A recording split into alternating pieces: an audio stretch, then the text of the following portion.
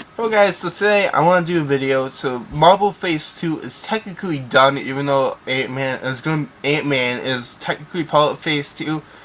But I'm not going to say Phase 2 is done because Age of Ultron is the end of Phase 2. But Ant-Man's still part of Phase 2, so whatever.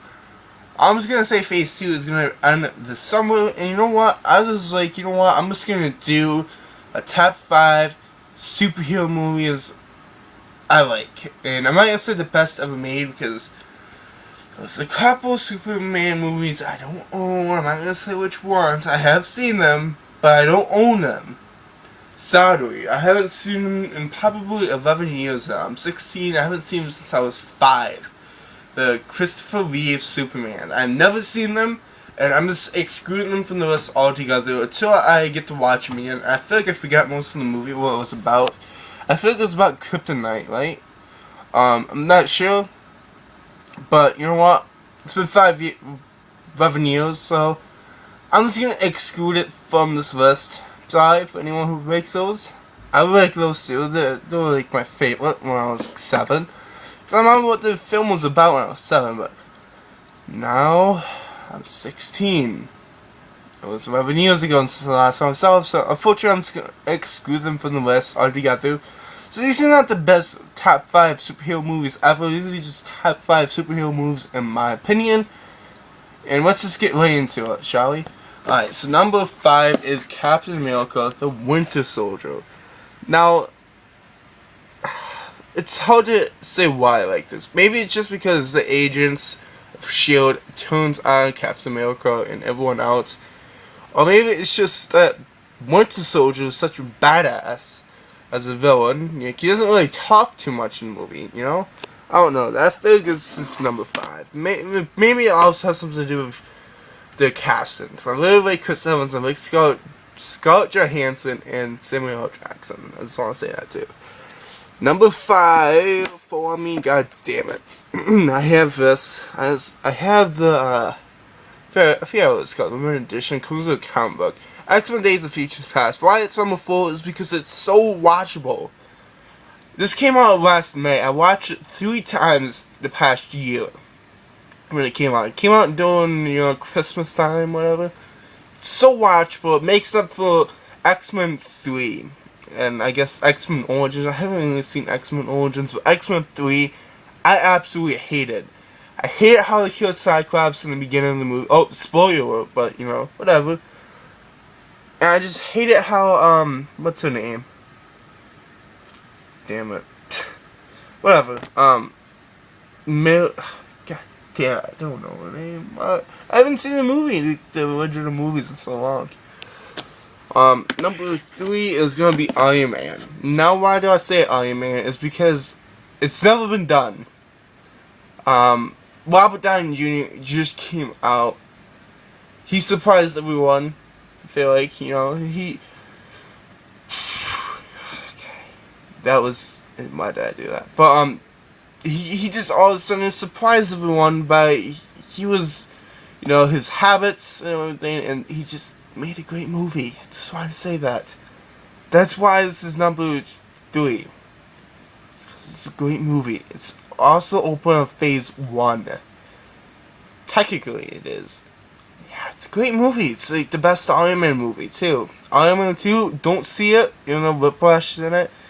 Iron Man 3 is even worse in my opinion. I don't like Iron Man 3. I just don't like the Mandarin. Just how he was portrayed in the movie. Number 2 is the Avengers. Now, why isn't Age of Ultron up here? It's because Age of Ultron, even though it sounds great in the movie theater, it's just, I like the original Avengers better. Just because it's never been done. It was like, Guardians of the Galaxy. It's never been done, and people were kind of curious of how it's going to turn out and everything. It's just going to be like Ant-Man. Is it going to be good? Is it going to be bad?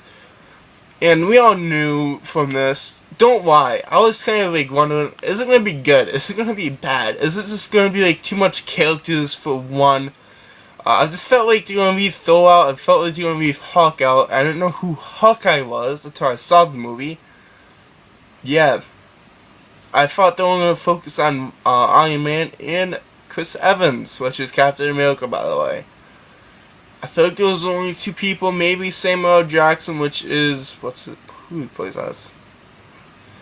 God damn it. Who does he play as? I know who he plays as too, that's the sub. But, whatever. I just don't know on top of my head, unfortunately. Now, number 1, I don't want to put all these in number 3. These are only DC superheroes movies that's in the list. And I don't want to put all these at number 1. But these are why I got into movies again. I haven't been watching movies for the past, well, let's just say this. Past 2 years, I just started getting into movies. So that's why I kind of don't own every great movie. I don't feel like everyone owns every great movie. I don't own Fight Club. I don't own, Superman. Don't own all the Mission Impossibles. I don't own Ghost Protocol. That's it. And these, roughly, this one got me, no, wrong one. But this trilogy is what got me back into movies. Now, I'm just going to put all these at number 1. It's this Christopher Nolan trilogy of Batman.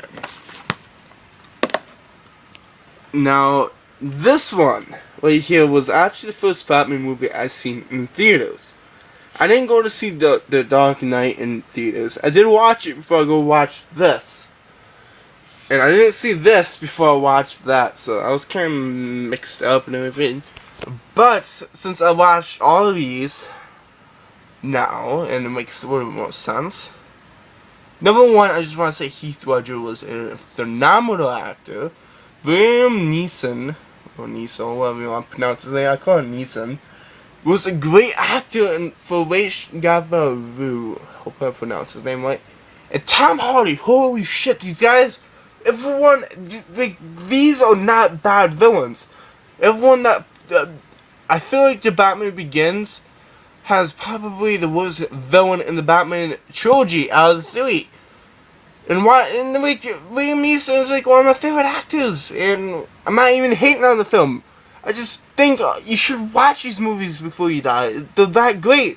If I have to say which one was the least good, I would say Batman Begins. I felt like it was a bit slow paced, and then Dark Knight Rises was kind of also a little bit slow in the middle. But The Dark Knight, holy shit, all of these are good. These are 5 out of 5 stars, all 3 of them.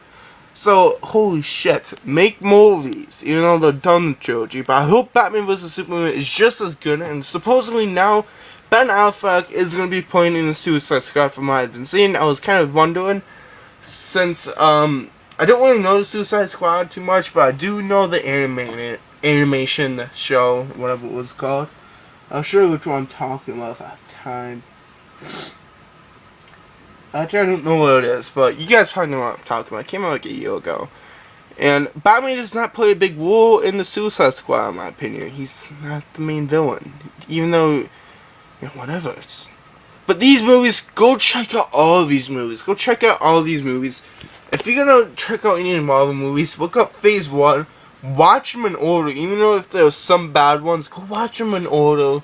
Look for Easter eggs, watch the uncredited scenes for some of them, because I think only a couple have actually uncredited scenes. I think only has one end credit scene. So yeah, go watch these movies, guys. I strongly recommend it. Yeah, strongly recommend it. So these are just my opinions, by the way. Your opinion probably doesn't match mine. Welcome to the internet. Haven't seen every great superhero movie. I will say that. I haven't watched Watchmen yet. I'm actually completely honest. I haven't, but I have seen Kick-Ass. Once. I only seen the first Kick-Ass. Once. And I didn't really care for it. But, that's my opinion. So thank you for watching. Bye, guys.